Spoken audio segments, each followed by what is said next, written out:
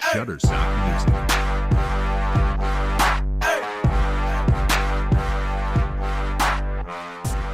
Good evening, ladies and gentlemen. Welcome to Black College Experience. I am Derek Thomas, one half of your Black College Experience team here in Baton Rouge, Louisiana, and we have the founder of Black College Experience, Keisha Kelly, in Atlanta. How's it going in Atlanta, Kels? Everything is going just fine. It's been 2 weeks that we have been off, but it has been a great 2 weeks. Yes. Let's just go ahead and hop into this week. I mean, this is going to be the rundown, just some general news. The players that were invited to the Combine. We're going to talk about the new league, which is the Alliance of American Football. I did just check that out. I did hear them talk about somebody from Tennessee State. I kind of looked down. We're going to get into the signing day. We had a lot of people, a lot of great signing day classes. Kind of go back to, like I said, players that were in the Combine. We're going to talk about some track and field, some baseball. Also, we're going to talk about, some things that's going on over in the MEAC. Definitely got to give a shout out to Kayla White running the 200 meter fastest in the world with 22.82 seconds. So that's the fastest in the world. So they're going to get all this magic this year. In the outside lane. But, yeah, so. And she beat out SEC sprinters, too. Yes. Like, it was just crazy. I just watched the video again. It's just crazy. But we'll go ahead and start with if you want to start with three HBCU players invited to the NFL Combine. Yes. Now, we all know over the past couple of years, we've had HBCU players go to the Combine, perform well in the NFL and at the Combine. Tariq Cohen, Darius Leonard, of course. He also won Defensive Player of the Year, Defensive Rookie of the Year. Should be Defensive Player of the Year, but he won Defensive Rookie of the Year, and also having the first team All-Pro season. But this year, we only have 3 HBCU players invited to the Combine, and we know we get it, Kels. I mean, we have this argument every year, about our athletes not really being recognized how they should be recognized as far as getting a fair shake to make it to the NFL. But these 3 athletes, to me, represent our best. And there is one notable absent, when we talk about it. The 3 that we're going to talk about, then we're going to talk about, the people that, were left out. Darryl Johnson, an edge rusher out of North Carolina A&T for the Black College National Champion, North Carolina A&T Aggies. Joshua Miles out of Morgan State. And Titus Howard, an offensive lineman out of Alabama State. Miles, also an offensive lineman out of Morgan State. Howard played in the Senior Bowl and helped himself. So we have these 3 players. Those are the only 3 players out of all of the awesome players that participated in HBCU football this past season. Only 3 were invited. While I'm happy of those 3, the one that's left out that I feel should be invited is my favorite HBCU quarterback, Hills. I don't have to say his name, you know his name, but it's Bowie State's quarterback, Amir Hall. What do you think about these 3 players and then the lack of HBCU talent that has been invited to the NFL Combine? We have this conversation over and over again, and the lack of invitations that we get. And as we go on through this, and as we will touch with signing day, we've had this conversation. And like I said today, there's only one thing that I love more than HBCUs, and that's HBCU athletes. Right. And just to see, looking at what we accomplished this week and what we're starting to accomplish, and my stand has been the same this week. We are slowly but surely coming back home. We are returning slowly, and it's a start. What gets me is the fact that we still aren't hitting the surface with invitations. We're excited if we get 3 or 4 players as to where other schools are getting 10, 20 people. Other conferences are getting 30, 40 people, and we're just barely hitting the surface with even 3. So it's still so much work to be done. And as hard as they work, the same playing field, X's and O's, same thing, same sport, they still face the downside of being an HBCU athlete because even at their best, they're still considered the least to other conference players. Right. And like you said, 3 for a whole conference. Ole Miss and Mississippi State, my home state, had 17 combined out of the SEC. And we know there are more deserving players at HBCUs that deserve a chance to work out at the combine. Yes, they will have their pro days, but the combine is an event that is where all the eyes are there. And we have a caller on the line, and that is area code 256, last 4, 3143. You on with the Black College Experience. Who do we have? What's going on, man? It's BJ. What's going on, BJ? I was going to say, that's somebody from Alabama. I was like, that's somebody from Huntsville. Hey, Coach. Man, what's going on? How y'all doing? Oh, man, we're doing all right, man. We're just talking about the show.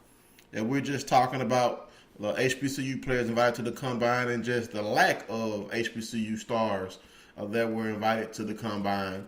I mean, with you being an HBCU player, I mean, what do you think about the lack of HBCU players that were invited to the combine this year? I mean, who were some notable players you feel should have been invited? Amir Hall Yes. from Bowie State. To me, Amir Hall, I think Amir Hall could have played at any level. And it was an absolute treat watching him just tear it up these last couple of years at Bowie State. I think another guy who could have very well got a combine invite was the running back at Alabama A&M, number 26. His name escapes me right now. But coming into the year, you heard about what Jordan Bentley could do, and how well Jordan Bentley, would run the football, and he kind of stole the show up there at Alabama A&M. Also looking at North Carolina A&T, Lamar Renard, the work that he's done at North Carolina A&T over the last couple of years. He was considered one of the top quarterbacks at the FCS level, and he didn't get an invite. Wow. Staying right there, North Carolina A&T. I think you're talking about Trevon. Is it Trevon Robertson? I think you're talking about A&M. Walters. Walters is his last name. Trevon Walters. Right. Yeah.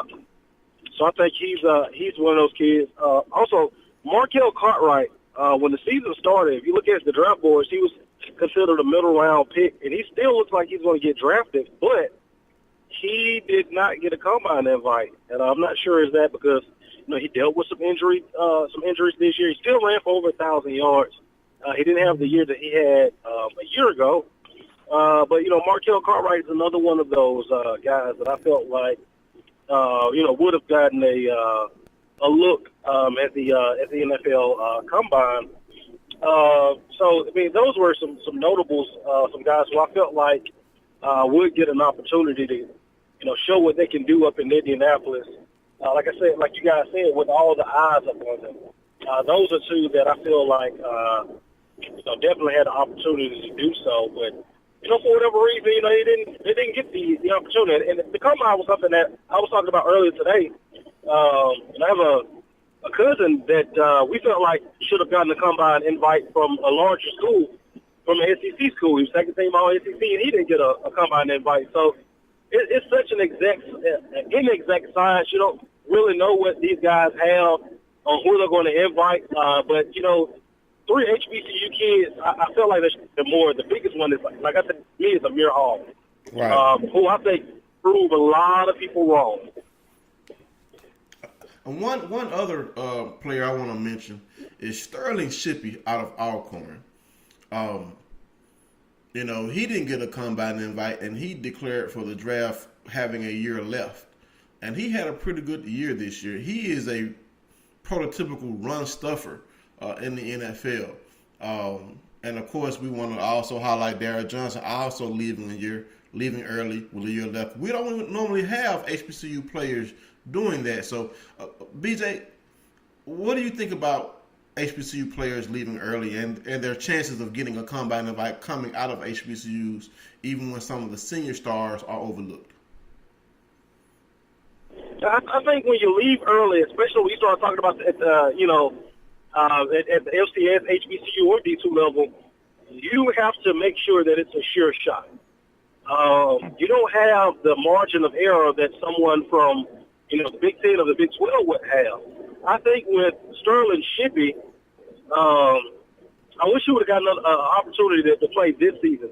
To me, he was the most dominant defensive player in the league this past year. You watch Alcorn, it was impossible to run the ball in between the tackles against Alcorn because he demanded a double team, and he freed up so much stuff. And he was a guy that was just an absolute joy to watch. Darryl Johnson is one of those guys. He is just blessed. He is blessed with speed, size, and quickness. Talk about a kid that's 6'5", almost 6'6", that's around that 245, 250 mark. He doesn't look like it. He's unblockable, though. And you're talking about third and long, he's unblockable. He was, ranked in the top 7 tackles for loss and sacks. And he's a guy that's projected very high, so I think that he did a good job by coming on out. Darryl Johnson, if he would have wanted to risk it, because he already had a degree in hand, he could have played himself next year. You talk about he could have played himself possibly into a second or first round pick, but he's already projected as a third round pick. So I can understand him leaving. But when you talk about leaving, you have to make sure that it's a sure thing that you've spoken to the right people and you've gotten the right advice. And with Johnson, with him, like I said, I don't blame him. They say he's ranked so high and looked at so highly by the people at the next level, partly because of who he played against in practice all year last year was Brandon Parker. Right. And they talk about those matchups that they would have in practice. And Brandon Parker even said that in his interviews last year that the toughest person that he had to block all year was in practice, and that was Darryl Johnson.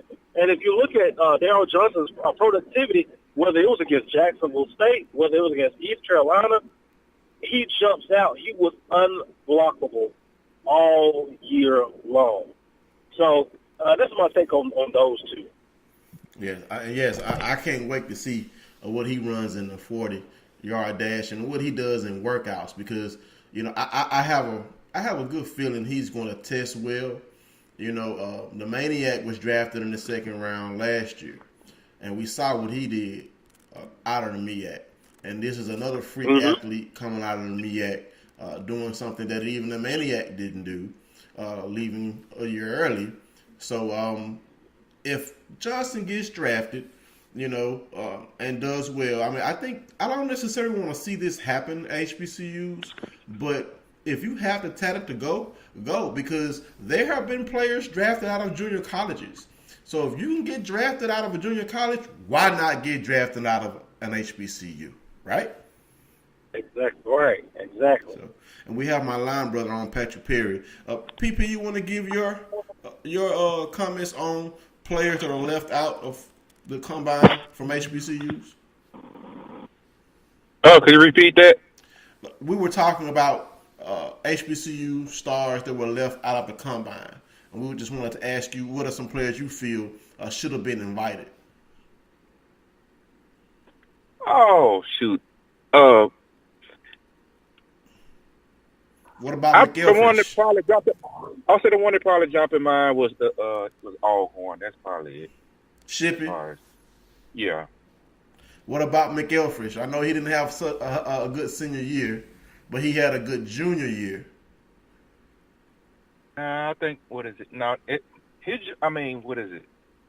No, I think the offense switching over hurt him. Really hurt. Yeah, it really did. It hurt him and McIntosh because, like I said, they was really the two leading receivers come back, and they just completely switched it over, and that helped Chambers because he's like a Tariq Cohen type, right. Even though so it helped them out, but it really hurt those two. I hope they can get in, whatever pro day they have. Pro day and possibly free agent, yes. Okay. So now we want to switch gears, staying with HBCU players in the pro leagues. Let's take a commercial break before we go into this players that's in the actual alliance. Okay, we're going to take a quick commercial break, and we'll be right back with more Black College Experience. I already knew that I was going to go to college, from a young age. I definitely want to major in political science. After that, I'm going to get my law degree. Then I'm going to come back to Detroit, boost the economy, become the mayor or something, try to make the situation better for other people. I feel like I owe it to the city. I'm determined. It's going to happen. My name is Justin, and I am your dividend. All right, we're back with more Black College Experience. And, the Super Bowl ended. We had one HBCU player or alum in the Super Bowl, Kadera Hodge out of Mississippi, out of Prairie View. And unfortunately, the Rams were on the losing side of that. But football is not over. There's a new football league called the Alliance of American Football, which gives a lot of former athletes out of the NFL another chance to play professional football. And, of course, we're going to key on athletes that have an HBCU background. And one thing that I did once I saw that the rosters were finalized, I went and I searched through every team's roster to see which teams had HBCU players. And a good bit of teams have HBCU players, but the one that has the most, who wants to take a guess who has the most HBCU players? Which AAF team has the most HBCU players? Looks like probably the Memphis Express. Okay, Yep, and that's correct. The Memphis Express has a Tennessee State flavor. They have the most HBCU Yeah, I got the players. list in front of me, so I did cheat. I just want y'all to know I have a list in front of me. But just run I down got the the list. Derek sent me the list, so I cheated. Yeah, Tennessee State is slaying over there. Tennessee State, there was real deep on there. So, the Memphis Express have Brandon Barnes. He's out of Alabama State. He played for the Lions a little while. Demetrius Rainey, a center out of Tennessee State. Justin Dunker, a draft pick last year out of Tennessee State. Robert Myers, guard out of Tennessee State.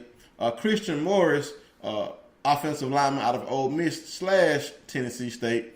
Anthony Morris, offensive tackle out of Tennessee State. Brandon Maiden out of Jackson State.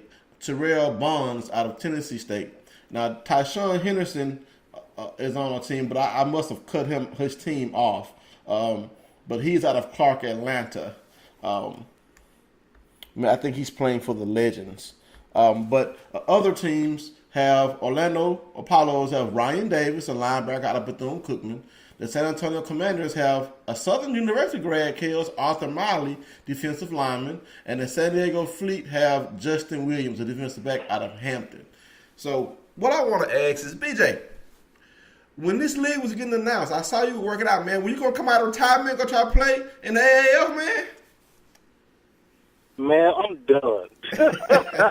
Let me tell you, that last year with the Lions, man, I knew I was done. I am done. There is no chance. But, I mean, it's a good opportunity. It's one of those opportunities, man, that me and a couple guys went back and was like, man, we wish we would have had this, this opportunity or opportunities like this, that this was around, 10 years ago. It would have been great. But I'm glad to see another avenue for guys to be able to further their athletic careers. And the most important thing, what I tell a lot of young guys, whether they go to the NFL or whatever, not only go somewhere and play football, but go network.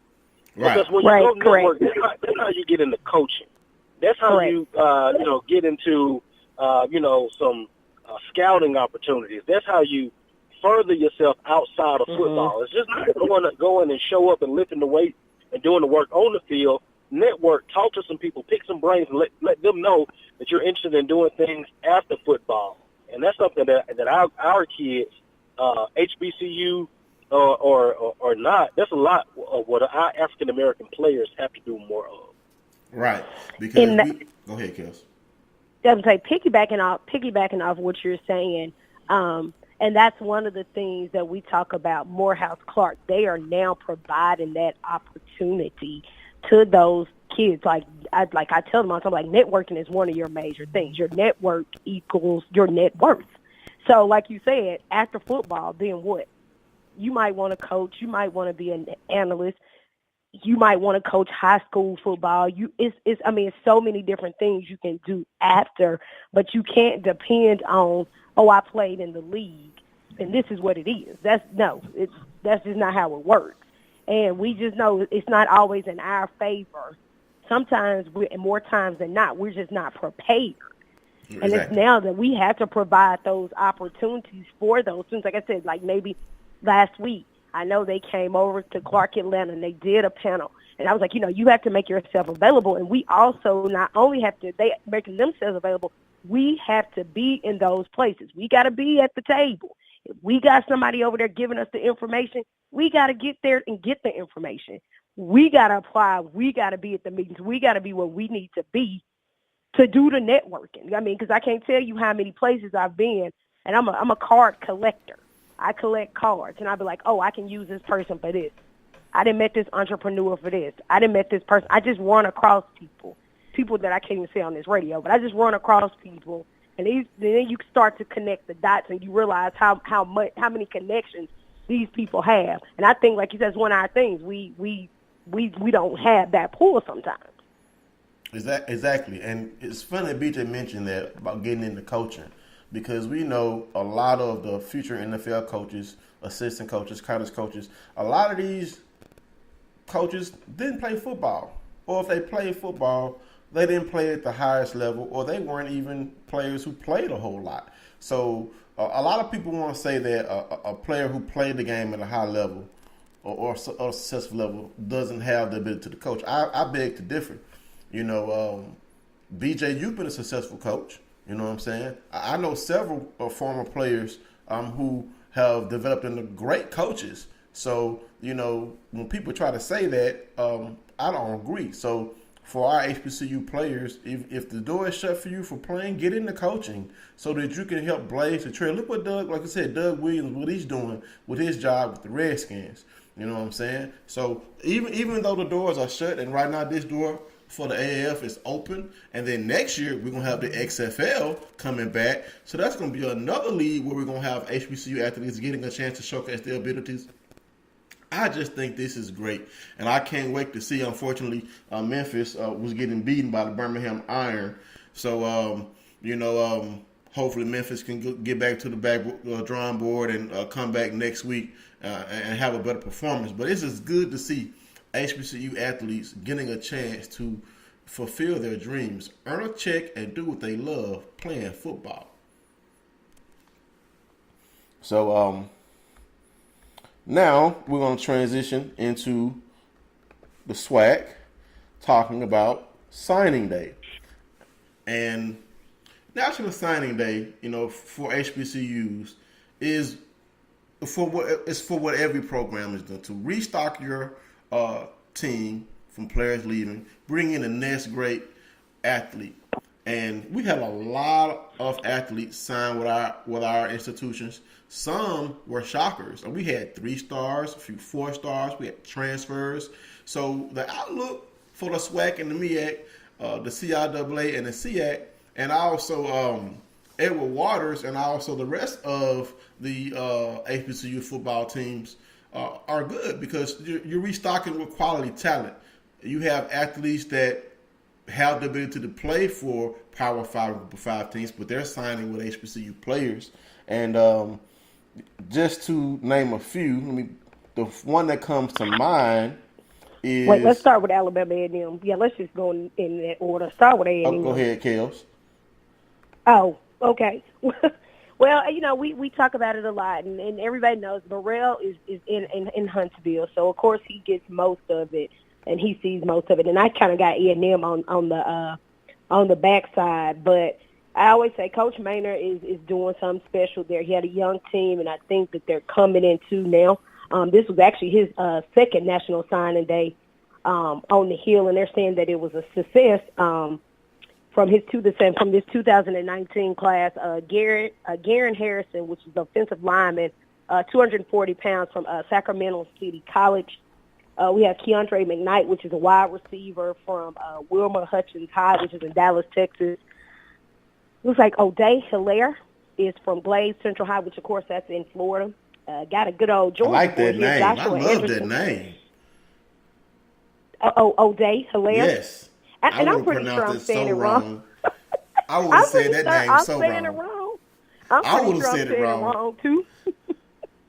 But they did. They picked up two Georgia boys, Joshua Anderson, offensive lineman from South Gwinnett High, and then they got Hayden Gilbert, is actually in Loganville. Cameron Young is from a wide receiver from Daphne High. A.J. Harris, I'm sure BJ probably know him. It's like an Ole Miss transfer / Bob. Oh, yeah, I know. I definitely know about A.J. Harris. Jalen Carter, which is from McDory High, which is in Michaela, Alabama. Xavier Billingsley is a linebacker from Central Phoenix City High School. Jonathan Williams is BC Rain High from Mobile, Alabama. I've heard of him. Harold Jemison Jr. is from Hillsborough High in Nashville. Davian Wheeler is from South Oak Cliff High in Texas. Tyrell Reed is from West Mecklenburg High in Charlotte, North Carolina.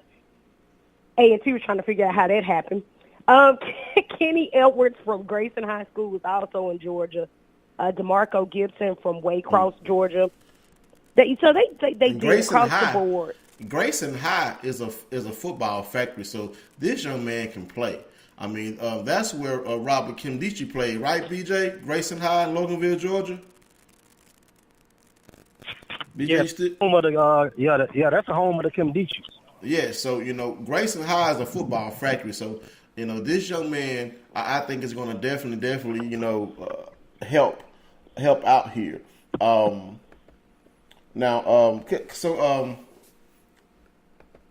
rest of the signees, Kells, I think, were DeMarco Gibson, Ronnie Cleveland, Jarrell Caldwell, and Evan Bradley. So congratulations to those young men for signing with Alabama A&M. And, Alabama State had 22 signees. Now, no, we're probably not going to be to go over every signee, name, because, one thing that I'll wait till we get to the end before we talk about that, because PP and me, we normally have to wait weeks before we find out who we sign. But, that was not the case this year. Alabama State signed 22. Coach Donald Hill Ely in his second recruiting class added these young men, and who I feel like is going to be the headline of this class, and I'm an offensive lineman, because I know you have to have offensive linemen. It's going to be a defensive lineman going to be Devin Chambers. He's a linebacker / defensive end who had 93 total tackles, 8.5 tackles per game, and a pair of sacks. So up next, we're going to have Alcorn, a defending SWAC champion. They brought in, let me bring this up here, and they bring a lot back. I'll be starting running back. Both running backs coming back for Alcorn and the quarterback. Fred McNair has been having a field day recruiting for the Braves. Waiting for my computer to speed up. But they don't have the list. But Tavares Adams, a young man who I've been watching for a while, he's the next quarterback in line possible for Alcorn. He's a 3-star dual-threat quarterback from Marina, Mississippi. He was a 7th-ranked FCS QB, had offers from Southern Miss, Tulane, and South Alabama. In his career, he threw for 4,800 yards and 40 touchdowns, and also ran for 1,700 yards and 18 TDs. BJ, who do you think Alcorn signed that's going to be the headline of their class? I think the kid out of Meridian.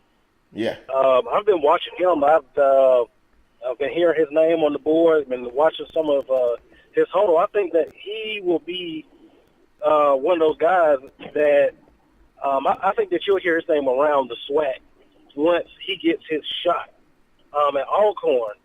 I think another kid is going to be a name that's going to be talked about around Alcorn for a long time. Has the same last name as the coach, and he's from Mississippi as well. That's playing running back, and that's I believe that this is the son of Fred McNair, who signed with Alcorn State. He did some quality work on the ground as a fullback and as a running back. Akeem McNair. Yeah. Yes. So I think that He played fullback, made the transition from fullback to tailback, and it was a seamless transition for him. And he had two monstrous years down there in Mississippi. So I think that he's another one. So I think Alcorn has been recruiting so well these last couple of years.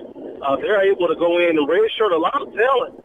So a lot of the talent that they had out of that class last year, that was redshirted last year, you'll start to see a lot of them this year. And I think that this class that they signed, I think a lot of these kids will get redshirted, but then you'll hear about them, in 2020. So those are two guys that jump out for me from Alcorn. Yes, indeed. And up next, Grambling. And we all know Grambling thinks they're going to sign every 4-star that don't sign with a Power 5.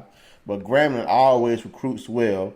The receiver that I like for them is Cash Foley out of LaPlace. He's a 3-time All-District selection, earned first-team All-Metro and first-team All-State.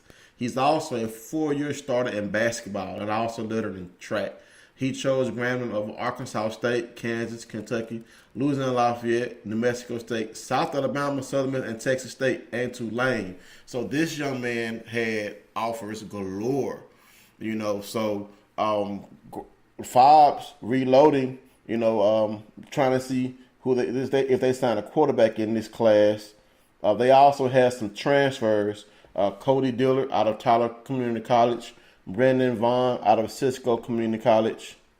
So Fobbs trying to load back up, and they want to try and take the Swag West away from Southern, because your Jags, Kels, finally got over their hump and was able to get rid of the Grambling monkey out their back. And I'm pretty sure Coach Odoms wants to keep it that way.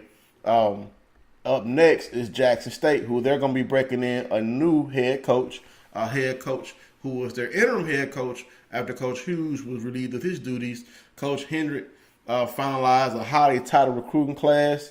They had 26 recruits. They hailed from all over the South: Alabama, Florida, Illinois, Louisiana, North Carolina, Tennessee, Texas, and 10 from the state of Mississippi. And that's something that when I was coming up, Jackson State didn't really recruit in the state of Mississippi a lot.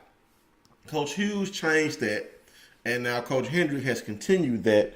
But out of this class, it's going to be a lot of young men trying to get on the field to get that Tiger swagger back, because we all know Jackson State used to be the beast of the East.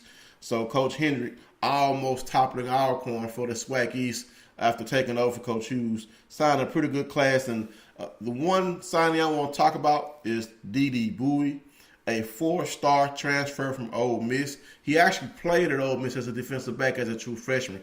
He will be playing wide receiver for Jackson State. BJ, why don't you talk about what you think about D.D. Bowie? Yeah, man, I watched him, watched his high school film and the work that he did at Ole Miss. Man, this kid can play. He's a baller. For whatever reason, didn't work out at Ole Miss. But I think this is a big get for Jackson State. And if Coach Hendrick, which I know I've had a conversation with him, bright coach, I wouldn't be surprised to see him play both sides of the ball, because he's that effective on both sides of the ball. So I would not be shocked to see this kid play both offense and defense for Jackson State. Yes. Another young man I want to talk about that Jackson State signed is a young man by the name of Jalen Bracey. Even though he left my Chargers and transferred over to Murrah, he is an electric athlete that can play offense, defense, and special teams. He signed with Jackson State as a wide receiver, so I really think he is a good pickup. He is a very, very talented young man, very humble, good grades, comes from a good family, and I'm glad to see that Jalen was able to stay home and suit up for the Tigers. Up next, we're going to have, and I think we're going to be happy about this, PP, our Delta Devils. We can now talk about our signing class at the same time that everyone else can talk about their signing class. We don't have to wait weeks like we used to have to wait, LB. So what do you think about our signing class? Oh, I told it wasn't going to be a sexy class, but he went and got some good offensive linemen. He got He got the lineman he got one of the linemen from East Mississippi. Yes. DeAnthony Page. DeAnthony Page. Yeah. And he got another one, Shed Ross. He out of Grenada. He's on the first team, JUCO. He's on the first team offense. So this wasn't going to be a sexy class, but it was going to be a class in which we needed some beef on the offensive line and defensive line. And we got these, we got Johnson and Robinson and a few more people coming off red shirt. It seemed like we're trying to do what everybody else doing in the SWAC, but we got to see it on the field. We saw the improvement on the field last year, but now that there won't be any surprises as far as, redshirting is concerned with the talent. The talent, the guys that are coming off redshirt won't be getting beat up like in the past, like the linemen we've had the past 4 or 5 years. So we'll see how it is when we come off. We'll see how it is when the season starts. Right. Now, up next is he called the class sexy. I never heard somebody refer to the science class. Yeah, everybody. Never heard that. Yeah, Alcorn and Southern, all of them got the 3 or 4. Yeah, our class, the class last year was actually the one that got the stars last year from us. But this year, we just filled in the need that we needed, as far as, yeah. Right. So up next is Prairie View. And we know Dooley, we hear Prairie View talking about the Dooley era, Purple Haze. Prairie View, Dooley has signed some awesome players. Let's see here. Looking for the football list. Christopher Simmons, Gary Walton, Marcus Whitaker, Shane Lawrence, Trevion Green, Joshua Williams Jr., Rubio Briggs, Ahmad Antoine, Tariq Moore, Christian Smith, Marvin Young, Khalil Lloyd, Dylan DeQueer, Arrington Taylor, Jalen Jackson, Otay Breaker, Thomas Brown, Darius Hawkins, Javius Barney out of Jackson, Mississippi, my high school, another Charger heading down to Prairie View, Trayshawn Smith, Kevontae Caston, Jared Scott, TJ Starks, Shahid Reese, Eric Dunn, and Tristan Crowder. Now, BJ, there was a young man. Was it the Antoine kid that was a 3-star recruit that signed with Prairie View? Yep, that was him.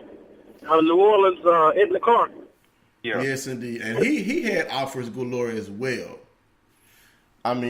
It's great to see HBCU athletes. And I know HBCU Game Day had a lot of articles about athletes that we flipped from SEC schools, ACC schools, Power 5 schools. And that was great to see. Of course, some people try to say, oh, this kid didn't have a committable offer. It doesn't matter if he had a committable offer. He was being recruited by Power 5, Group 5 schools, which means he had the talent to get their attention. And when we can get players that have the talent to get the Power 5's attention and they sign with us, that's good for us, right? Are we in agreement? Oh, yes, absolutely. Absolutely. All right. And up next, and you guys are going to love this, your Jaguars. It is. Jaguars. It is. The only the Southern University the SWAC West champs, Southern University Jaguars. First full recruiting class Coach Odoms has where he's not bogged down by any type of restraints. And he let the dogs out. Odoms has taken a lot of criticism for his recruiting tactics lately. But he's signed players from high school, transfers. What do y'all think about this class, Jags? Well, it was one of those things. And this is what we were talking about: players committing to HBCUs and how it was so much. I think it was like a lose-lose. It was great for us, but for critics on the other side, it was crazy listening to. Oh, y'all think he actually committed to Southern over LSU? Oh, I can't understand why they would go to Southern or HBCU over a PWI. Oh, he must couldn't X, Y, and Z. But then in the same voice, we're still saying, how can we get our kids to come back to our schools? But when they come back to our schools, now we can't believe they're coming back to our schools. It was awesome for us. Yeah, I was overwhelmed with emotions looking at these kids that are transferring, that are committing, that are saying, I'm not going to this school, I'm going to this school, so I have to sit on the bench. But we still face that.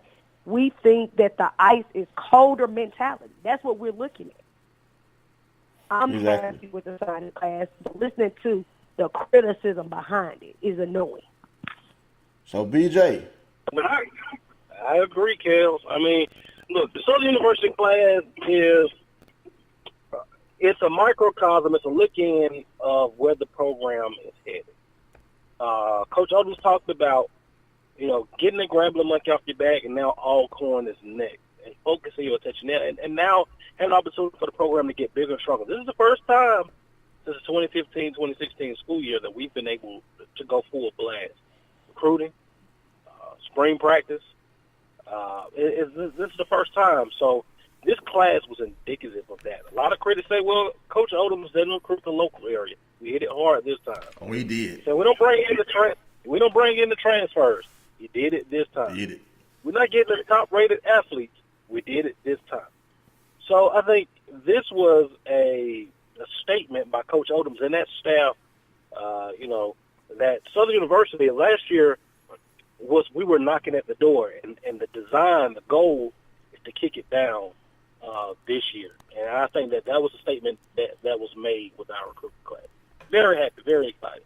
Excited to the point where I was ready for football season. Ready for football season, huh? Well, yeah. It's going to be exciting. Up next, Texas Southern, and they have a new head coach.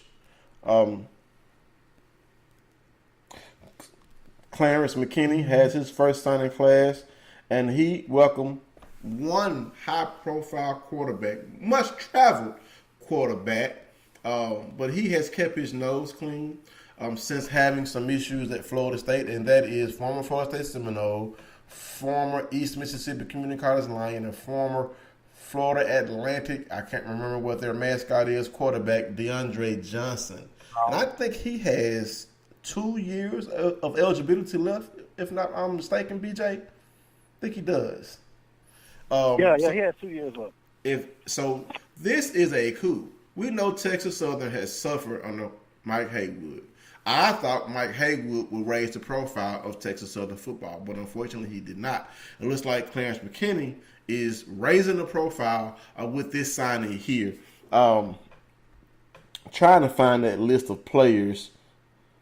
They have some transfers. Donnie Curley, a wide receiver who transferred from Oklahoma, spent time at Michigan State. Of course, we talked about DeAndre Johnson. 10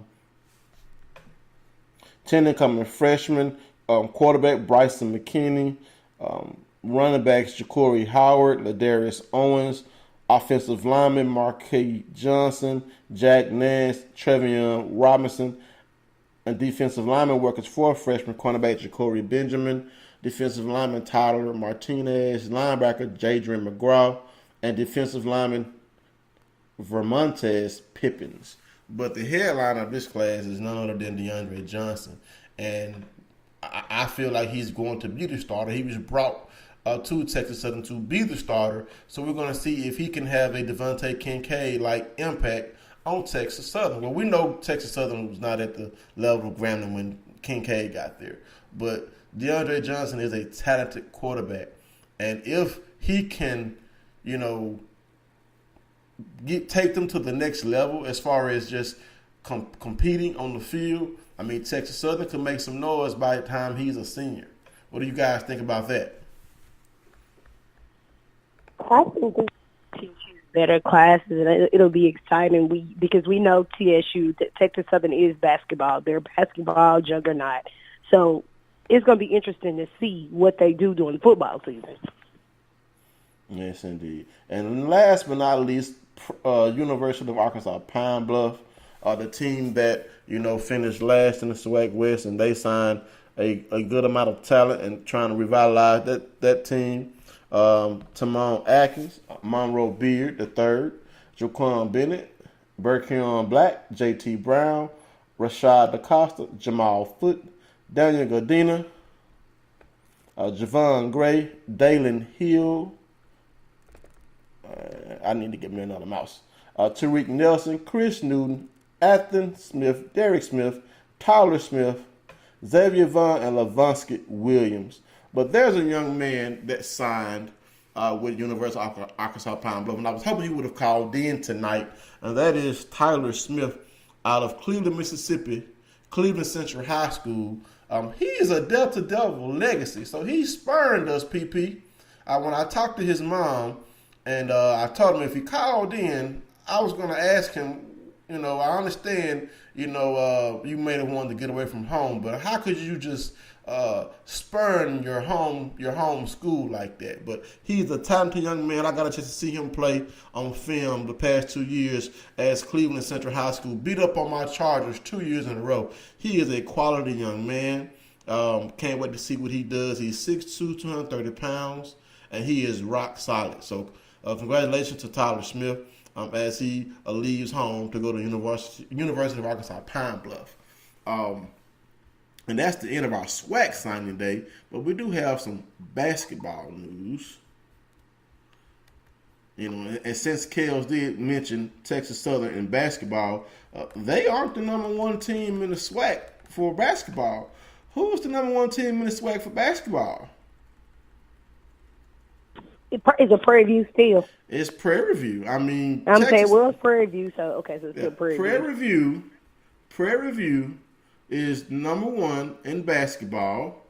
Who would have thought that Prairie View would be where they are as far as the success Texas Southern had before the SWAC season started?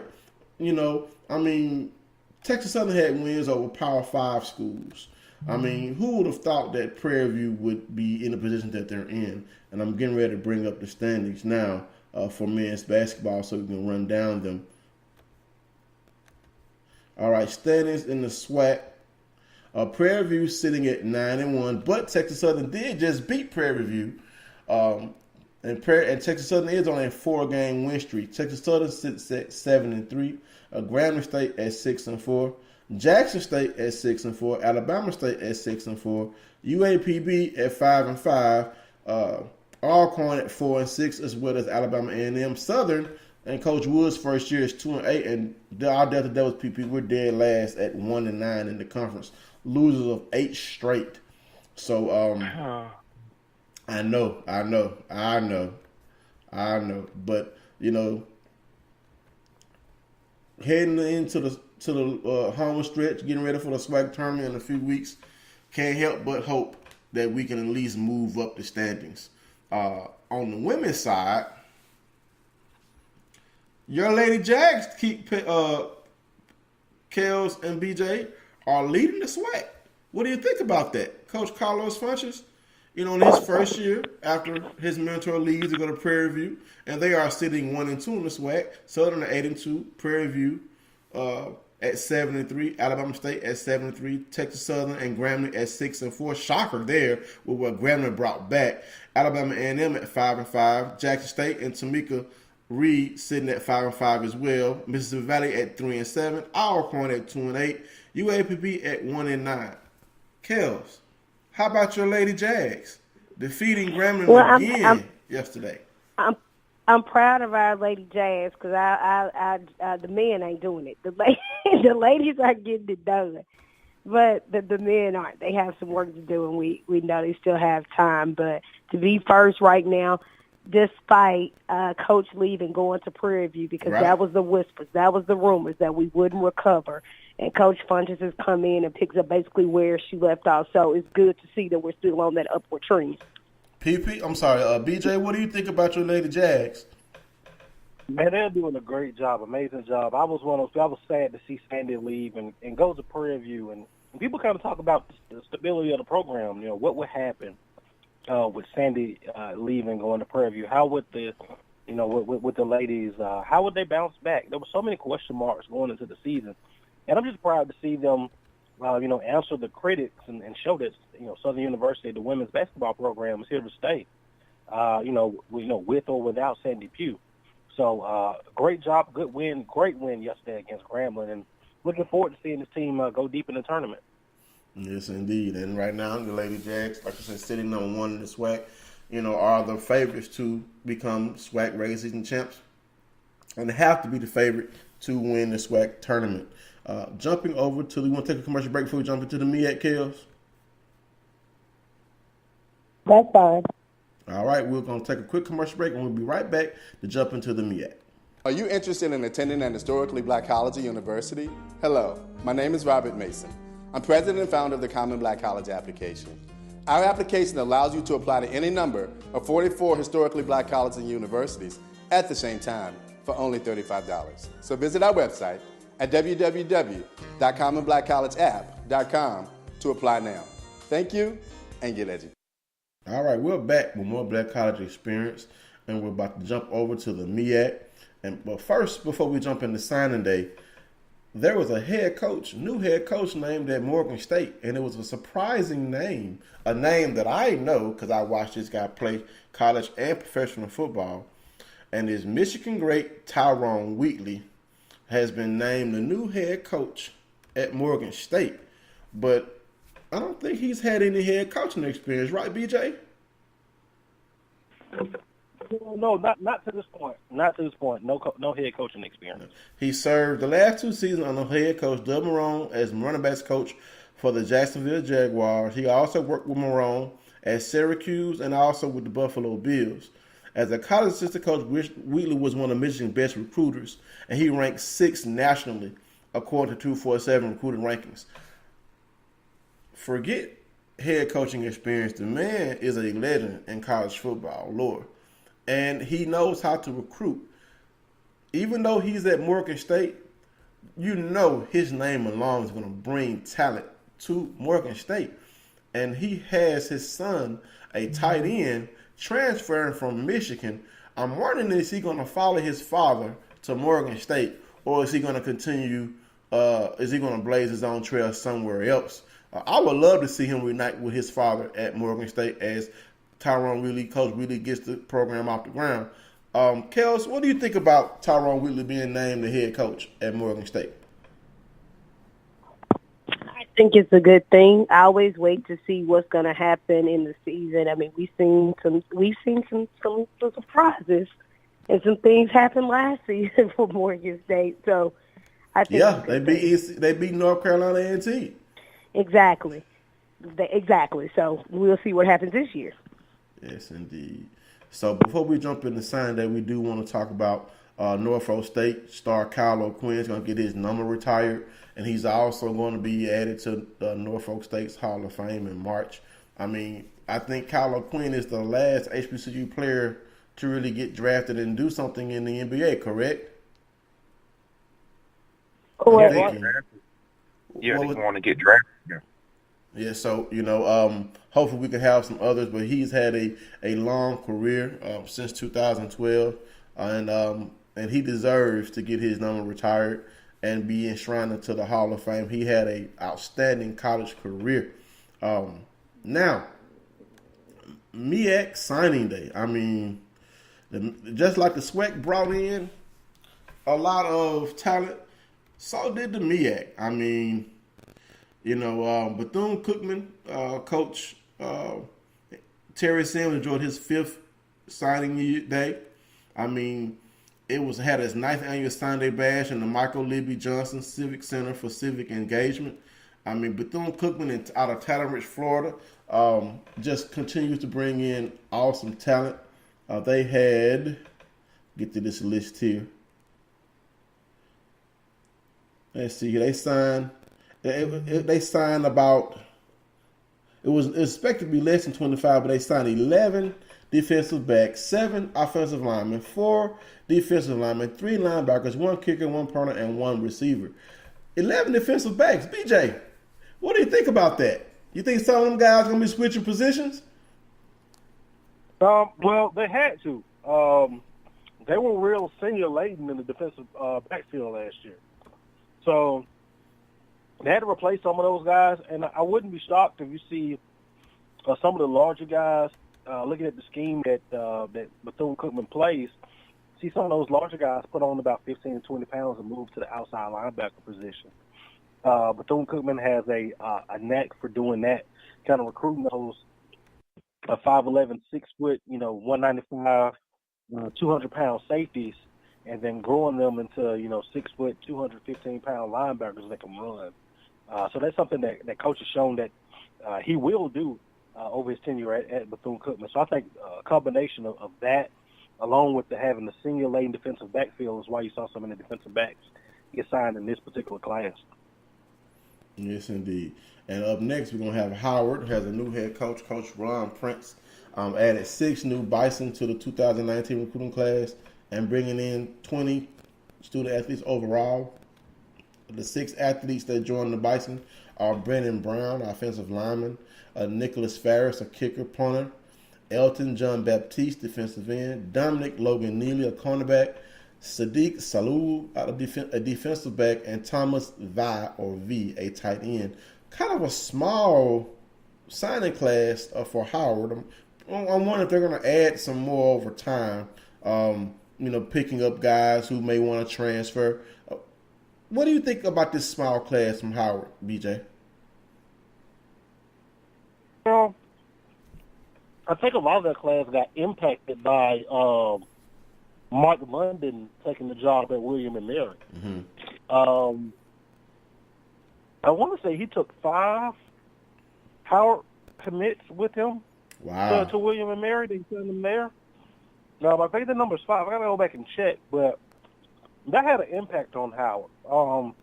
I do expect Howard to pick up some kids as the signing period goes on.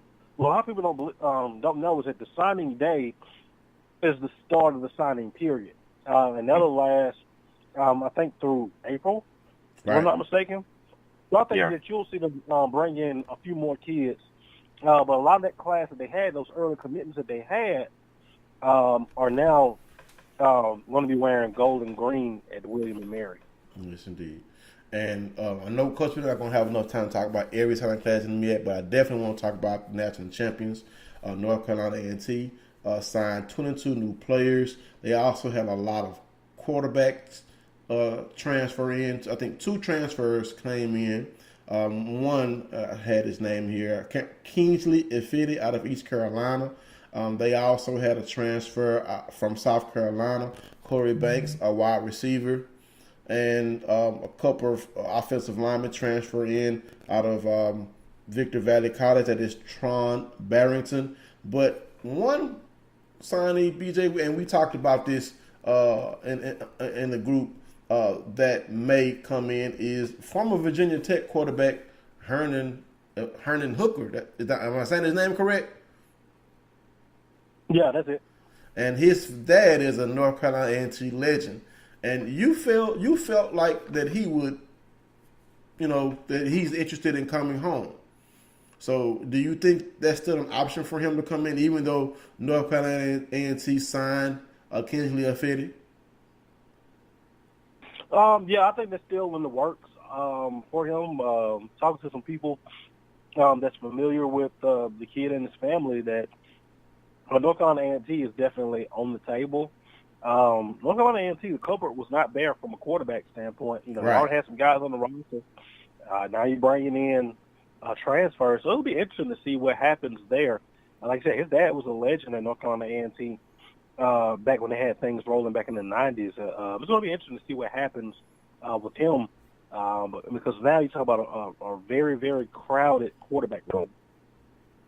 Indeed. And we're almost out of time, but I have to talk about this jumping over to the SEAC. Kentucky State hired a new head coach, and he comes from a pro background. They hired a defensive backs coach out of Atlanta, from Atlanta, Kels, up there where you are. And they announced that Charlie Jackson, a defensive assistant and defensive backs coach for the Falcons, in their 2017-2018 campaigns, has been named the university's new head coach.